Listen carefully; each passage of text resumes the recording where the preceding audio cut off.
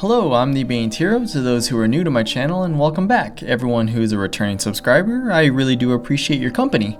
In this video, I'm continuing the process of refining my house to suit functionality and aiming for the overall sense of home since, like I'm sure a lot of us are dealing with, staying home to counter the pandemic.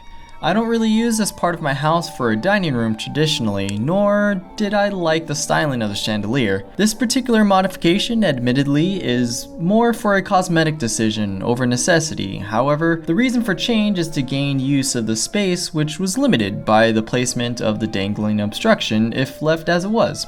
When searching for a replacement light, I held budgeting as a prime factor, then proper compatibility of the base plate, followed by design of the light styling, the electrical type, choosing alternating current or AC versus direct current or DC, then finally the factor of how many lumens it was rated. My prior experience with anything electrical stemmed from the knowledge obtained from automotive circuit diagrams, super grateful for my auto tech teacher, and later battery operated electronics used with my cosplay props.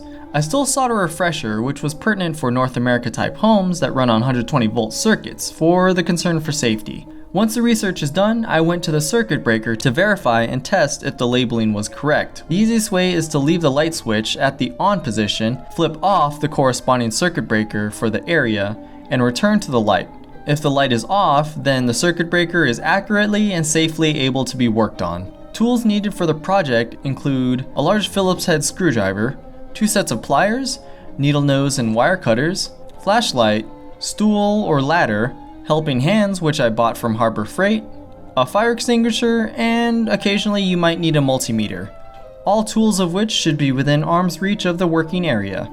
Removal of the fixture will vary, but generally the light bulb should be unscrewed, which should expose the crossbar connecting the electrical box. When the wires are visible, pull apart the connections indicated by the colored plastic insulated wire nuts around the wires.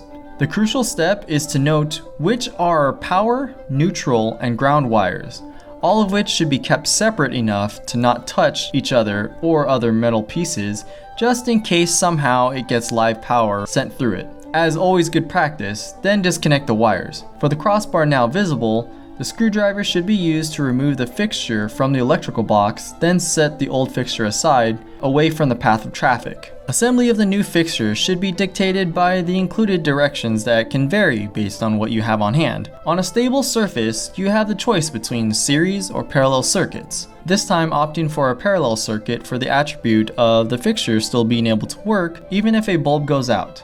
Here I use the helping hand clamps to gather all the black wires and all the white wires respectively to do a basic solder to aid in connecting the respective wires from the lights to the power, neutral, and ground wires at the electrical box. Heating the electric hot knife with a soldering attachment works to melt the soldering core around the wires.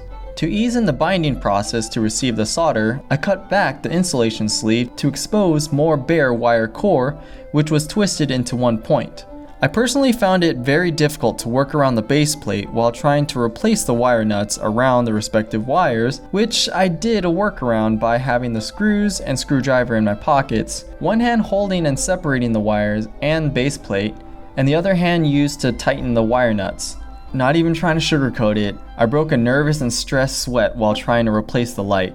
As much as I could overlap on the colored portion of the wires, behind and around the crossbar, the exposed baseplate threads allow for the retaining nut to hold the cosmetic plate. However, it's good practice to test if the light will work before buttoning up the light package. This is just a matter of reversing what was done. When ensuring safety measures of cutting off the power at the circuit breaker and the light switch, don't forget a fire extinguisher handy to save in a worst case scenario. In conclusion, the installation allows me to gain personalized value from a portion that would otherwise go wasted in my environment. I hope that you're able to find the importance of maximizing what's an essential resource, which is your shelter and safe place. Finding purpose, motivation, and filtering through the noise of ever-growing content to what's useful to you is what I wish to be your takeaway. So if you enjoyed this content, share this or a previous video of mine with a friend and subscribe plus a bell tap to know when a new video gets released. I'm the Bane's Hero. Explore your full potential and be the hero of your own story.